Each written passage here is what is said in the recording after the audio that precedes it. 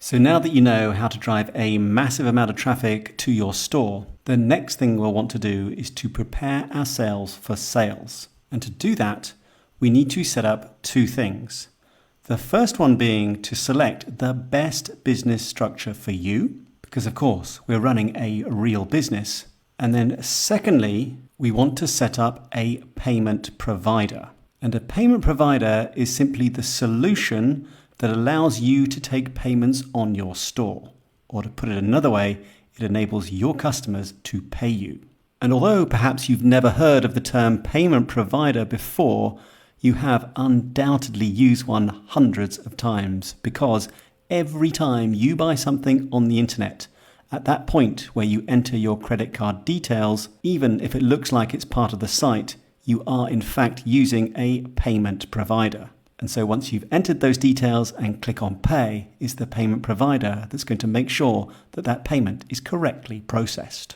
Now, I've grouped these two aspects, the best business structure and the payment provider, together because they very much go hand in hand. But the challenge for me, if you like, and with students in up to 200 countries, it would literally be impossible for me to do a lecture that describes all of the best business structures and payment providers around the world, because there are literally hundreds, if not thousands of them. And so with that in mind, how can you get, wherever you are based, the best advice to set up your business and also your payment provider?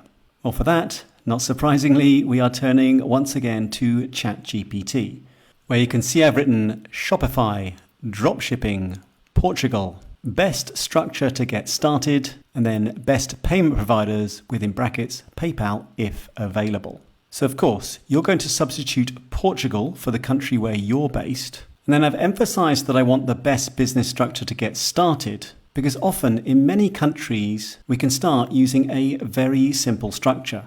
And so if that exists, I want to see it. And then for the payment providers, I've asked to see PayPal if available, because PayPal can often be one of the easiest payment providers to set up. Okay, so let's send this off.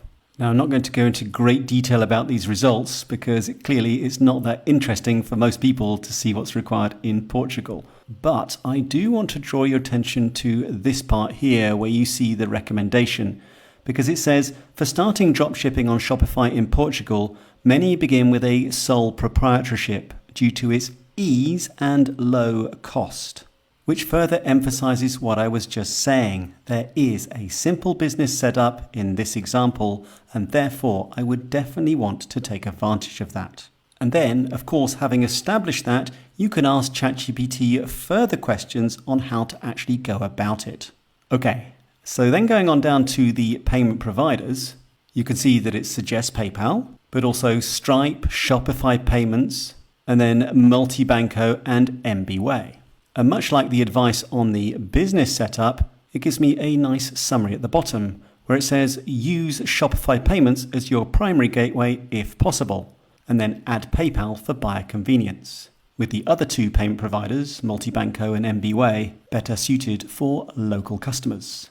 So it's at this point that I need to leave you as you figure out the best business setup for you, which in many cases should be very straightforward. And in fact, in some, you hardly need anything at all. And then once you've done that, the next thing you want to do, and with the payment provider suggestions in mind, is to head back to admin and come down to settings and payments. Because it's here that Shopify is now going to suggest the best payment providers for you. And so with this information, combined with the information that you'll have got from ChatGPT, you really are in the best position to make the most informed decision. Now, in my case, as you can see, both Shopify and ChatGPT are suggesting Shopify Payments and also PayPal. And so for me, the decision is very straightforward. But just to show you, you'll remember that there was another payment provider suggested by ChatGPT that was called Multibanco. And so what would I do if I wanted to use that? Well, what I'd do is come down here where you see Add Payment Method, click on it, and then either search by payment method or by provider. So if I search by payment method and simply type in Multibanco, you can see that it comes up in the results. So if I were then to click on this, I could select one of these solutions. So for example, the first one, multi-safe pay payments, where when I click on the little arrow on the right-hand side, then gives me the instructions that I need in order to easily install this payment method. But of course, at the moment, I'm not going to do that. So I'm going to come back out of here, where before I go ahead and actually install my payment provider, I want to scroll down a little bit further towards the bottom here where you see this, manual payment methods.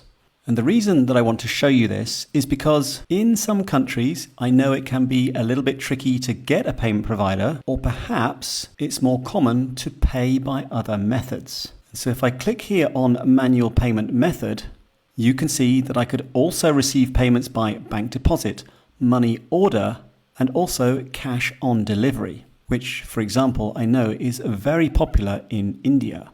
Okay, so let me install my payment provider, which is actually going to be PayPal. So give me a moment to connect my account and I'll see you in a moment once I'm done. Okay, I'm back. I've connected my PayPal account and you can now see that it's active. And that means that everything is now ready to go. I can now start accepting payments on my store.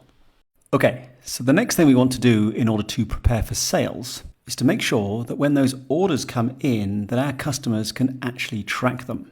Because that, of course, and I'm sure from your own personal experience, makes life not only a lot easier for the customer, but also for you as the store owner, because it's going to enormously reduce the number of inquiries that you might get. And to track those orders, we're going to use an app. So clicking on apps, this time I'd like you to type 17 track and then click on the result that comes up, which will then, of course, take you to the landing page for the app itself, where, as you can see, not only will this app help us track those orders, but we can also create a tracking page directly on our store. And then in terms of the pricing, there is a completely free plan available, which if I scroll down to the pricing section, you can see gives you up to 50 shipments per month. And then as your orders grow, this app will grow with you. So for example, when you're up to 200 a month, you'll be looking at the $9 per month plan. But of course, at that stage, you'll be able to easily afford it. And then as ever, with everything that I try and recommend to you, this is an excellent app with, as you can see, a rating of 4.9 from over 2,000 reviews. So let's go ahead and install it. Click on install once again, where as usual, you can see it installed in the left-hand menu. And then let's just pin it to make sure that we can always easily access it. And that will bring us to the app itself, where you can see we have this 3-step process entitled Getting Started with 17 Track, where at the moment I'd just like you to complete step 1. Now for me, you can see that it's already been done, and that's because it's detected that I'm using 17 Track on other stores. But for you, you're likely to see a button, so just simply click on that, and within probably another couple of button clicks, it will all be set up. And then for step 2, that's actually a paying step. So we're going to leave that to one side for the moment. And then step 3 will be taken care of automatically when we set up the tracking page, which is what we're going to do now. So you can see that sitting here in the menu. So I'll click on tracking page and then scroll down to this part here where you see how to add the tracking page to the store navigation bar. And this is really straightforward because in order to install it in the header, I simply need to come over here and click on Turn On. And so now when I visit my store, you can see that the Track Your Order menu item has already been added. And when I click on it, it takes me to a fully functioning tracking page. And that means that your customers can now easily track their orders. But just before we do finish this lecture, there's a couple of things that I would like to do. The first of which is a personal preference, because I would like to see the Track Your Order menu item sitting within my customer service menu, because personally, that's where I feel it belongs. So for that, of course, I'll go back to admin and click on content, and then on menus, and then the main menu, and then scroll down to where you see Track Your Order, and then I'm going to pick that up and put it just below shipping and handling. And then I'll click on save. And then what I want to do, and because where is my order is a frequently asked question, I'm going to add it to my frequently asked questions page. So clicking on the online store and then on pages, I'll go to the FAQ and add in the next FAQ, which is going to be, how can I track my order? And of course, I pre-prepared this in the interest of time because you already know how to add in these FAQs, and also the link, which you can see reads, please visit our tracking page. And then finally, let's include the track my order question in our instant answers on our live chat. So first of all, we'll save this and then go down to Inbox, where we can then click on Manage Settings. And then for the Track My Order instant answer, you can simply turn it on. And now when we click on Save, everything is set up and ready to go.